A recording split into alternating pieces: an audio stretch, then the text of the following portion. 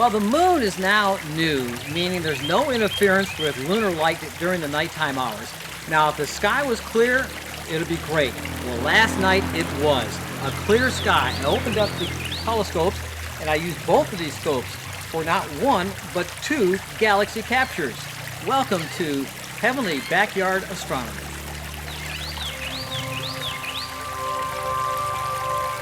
A lot of people ask, why do I call it the Heavenly Garden, or Heavenly Backyard Garden, or Heavenly Backyard?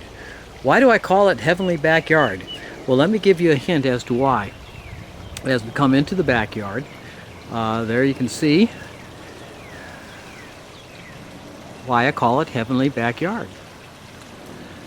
And this is April 3rd, and these are daylilies. Mostly in here are daylilies. I got about 300 different varieties of the daylilies. And, oh, there's somebody acting cute right there. That's Grisabella. Grisabella. Grisabella. Enjoying the sunshine. Anyway, there's the garden. And I mentioned these are daylilies, mostly on this side of the yard. This is the west side. I still have the telescope covered for the day. I don't know if I'm going to be able to get out tonight.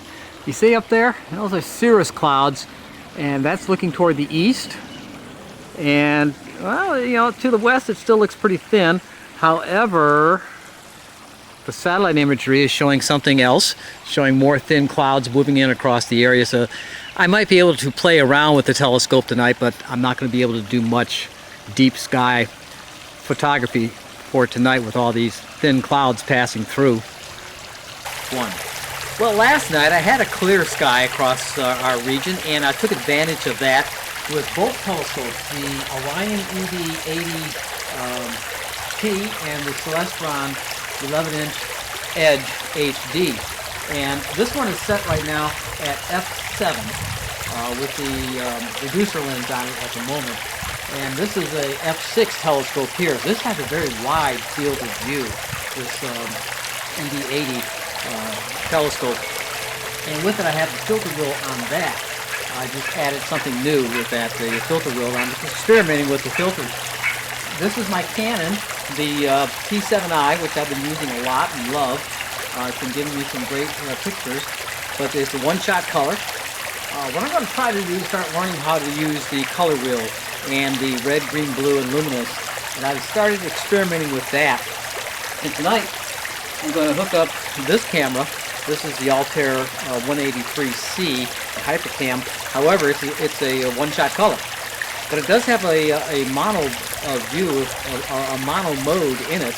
And I'm going to try, I'm just experimenting tonight, to shoot in the mono mode with the red, green, and blue filters, and then combine those with Deep Sky Stacker and PixInsight and Photoshop. See what happens. I'll take a target that's easy to look at, say perhaps the Orion Nebula, or the Rosette Nebula, or the Horseshoe, the Horsehead Nebula. Is there a Horseshoe Nebula? Well, the Horsehead.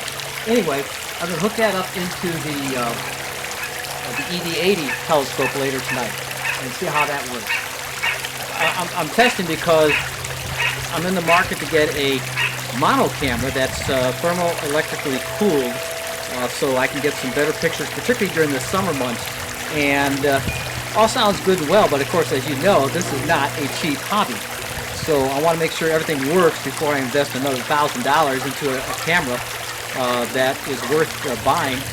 And that's the goal, to get some better pictures. I mean, the pictures I've been getting with this camera here, the Canon 7Ti, have been phenomenal. And it takes a while, though, 2 to 3 hours to generate a good picture of the sky. And what I want to do right now is in this video and show you some of the pictures I have taken in the last 2 weeks. We had several nights of clouds, but we did have a couple breaks. And the moon went from full to new, so I had a waning moon across the area, so less moonlight and more dark skies.